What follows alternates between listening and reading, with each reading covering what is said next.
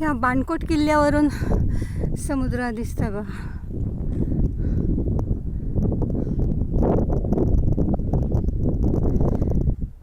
हा जो रस्ता इथे दिसतोय हा समुद्राच्या किनाऱ्याच्या जवळ, तो वेळासला जातो.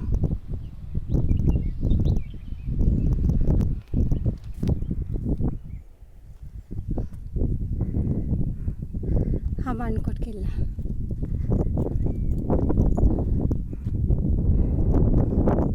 सुंदर आहे. खाडी आहे इथे, खाडी. सावित्री नदी इथे मिळते समुद्राला. बाणकोट ही तोफ. मुलुख मैदान.